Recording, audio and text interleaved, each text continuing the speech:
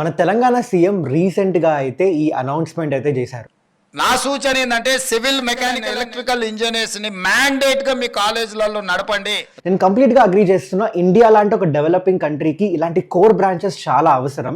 కానీ వీటిని మ్యాండేటరీగా రన్ చేయడం అనేది కంప్లీట్ సొల్యూషన్ అయితే కాదు అని నేను అనుకుంటున్నా. ఈ బ్రాంచెస్‌కి సంబంధించి 3 మేజర్ ప్రాబ్లమ్స్ అయితే ఉన్నాయి. Number 1 faculty and infrastructure. ఇలాంటి కోర్ బ్రాంచెస్ చెప్పాలంటే highly qualified, passionate and experienced faculties అయితే కావాలి. అండ్ దాంతోపాటు ప్రాక్టికల్ లెర్నింగ్కి ప్రాపర్ అండ్ అప్గ్రేడెడ్ ఇన్ఫ్రాస్ట్రక్చర్ పక్కా ఉండాల్సిందే. అయితే వెరీ రీసెంట్గా జేఎన్టీయూ హైదరాబాద్ ఒక కమిటీ ఫామ్ చేసి ఇంజనీరింగ్ కాలేజెస్ని ఇన్స్పెక్ట్ చేసిన తర్వాత చెప్పింది ఏంటంటే అసలు సరిగ్గా ఫ్యాకల్టీసే లేరు. కొన్ని సబ్జెక్ట్స్ అయితే కాంట్రాక్ట్ ఫ్యాకల్టీస్తో నడిపిస్తున్నారు, క్వాలిటీయే లేదు. ఇన్ఫ్రాస్ట్రక్చర్ అప్గ్రేడ్ చేసి చాలా ఏళ్ళైతుంది. ఇది కండిషన్.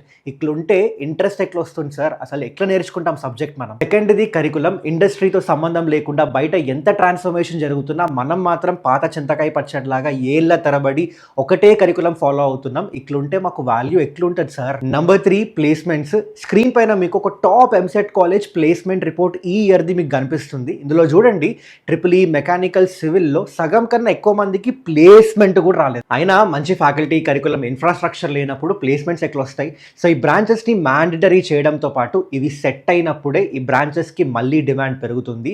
మీరు అగ్రీ చేస్తే ఈ రీల్ని షేర్ చేయడం మర్చిపోకండి.